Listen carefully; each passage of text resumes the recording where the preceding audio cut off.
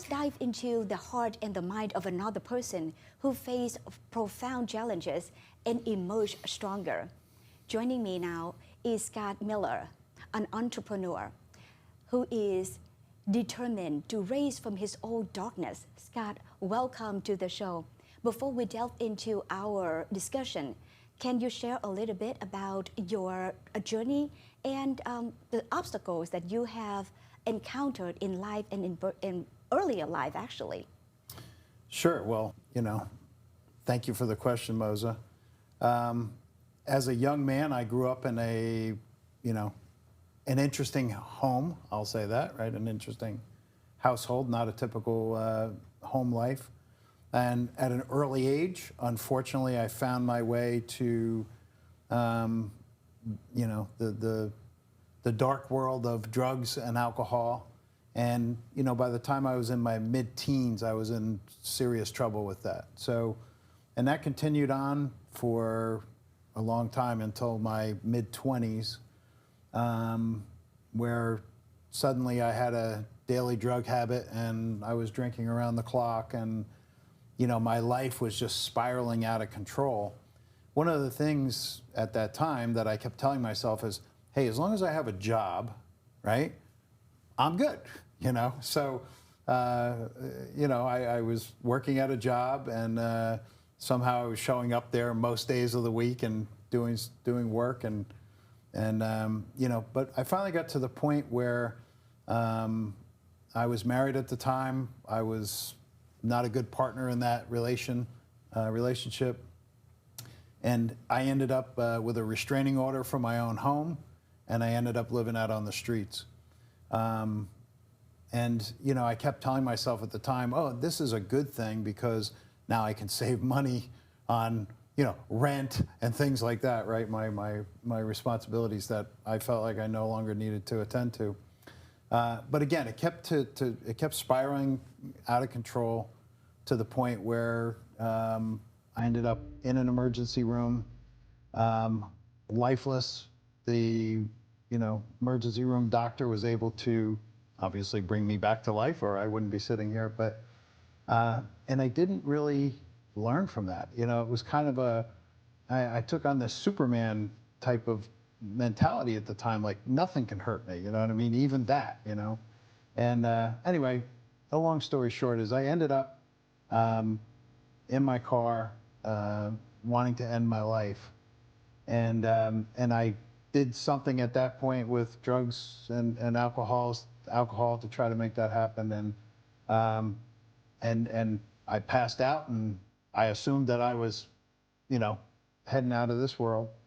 And a friend of mine who I had not seen in probably a year, to this day, I can only attribute it to maybe divine intervention. This guy found me parked in my car on a side street in Irvington, New Jersey, which, if you've ever been there, it's not the greatest neighborhood. You probably would not want to sleep in your car in that neighborhood. So, but he found me there, and he got me out of there. Interestingly enough, the night before, when I did these drugs, the last thing I said that I can remember was, "God, please help me." And I thought the answer to that prayer would be that I'd be gone, I'd be out. And no, I mean, I came to the next day. It was a long road from there, but it completely changed the trajectory of my life. Wow, that is an amazing story. So how did the motivation to push through when things seem to so hopeless?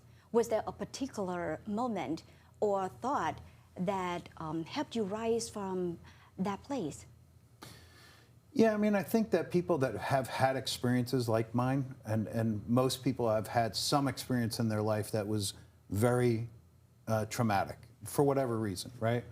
And some people much worse than the experience I had, and some people not as much, but in their world that was just as traumatic, right? And I think when you come out of one of those experiences, at least for me, was, all of a sudden I realized, if I survived that, I must be here for a reason. There is something that I'm supposed to do. and that was kind of the impetus for me to find my way, if you will. That is so incredibly powerful. One thing I've noticed is that adversity often brings clarity about what truly matters, right? So how did your challenges reshape your perspective in life and business, in the businesses that you are doing right now? Yeah, I mean, look, in my life, it literally set me on a different path, right? I've been away from drugs and alcohol now for close to 40 years. And, it's the best decision that I ever made in my life, right? One of the things that the key lesson I got from that, which has really served me in my life and in business in particular, is that when you make a decision, right, the word decide literally means to cut off from. So when you make a decision to do something else, be something else, change your life, whatever, the moment you make the decision is the moment that it actually changes. You don't see it in the physical at that moment.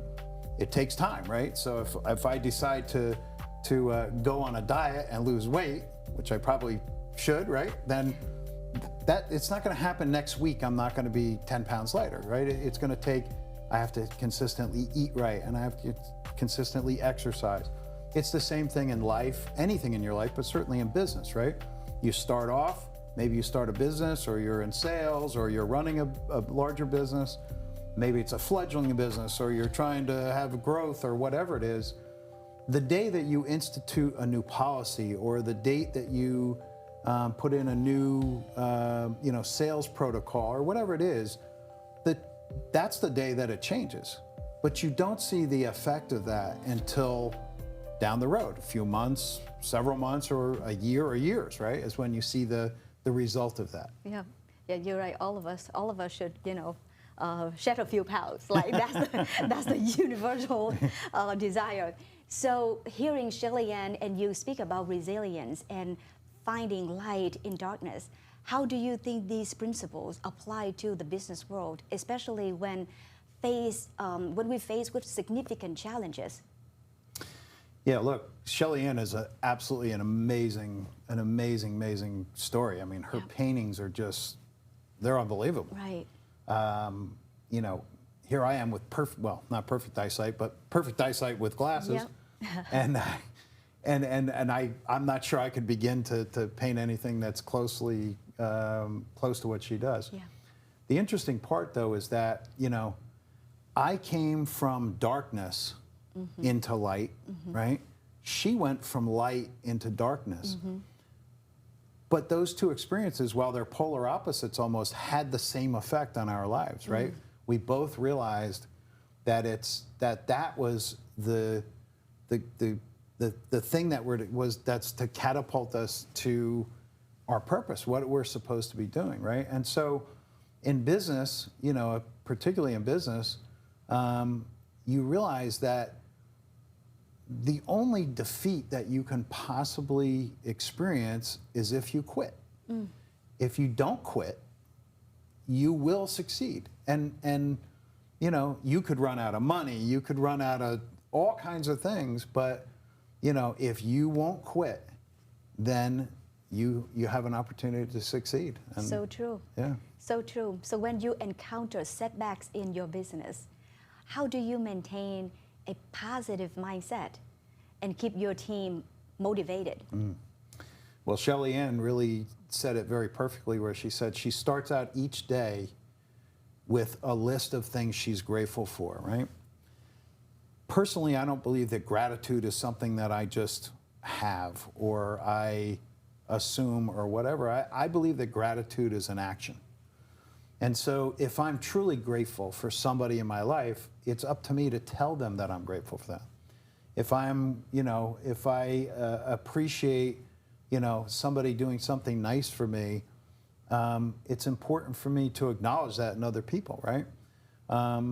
And there's a book out there called The Go-Giver, right? Written by a friend of mine, Bob Berg.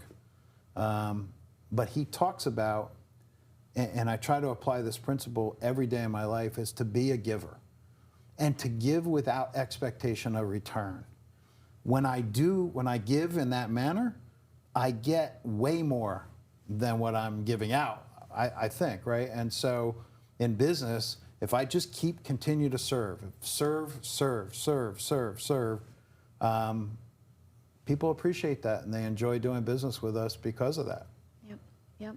You're right. And speaking of serving, I mean, we are very grateful to have a great team working with us. Like, right now, you only see me and Scott here, but we have a great team working, behind the scene, and I truly appreciate that.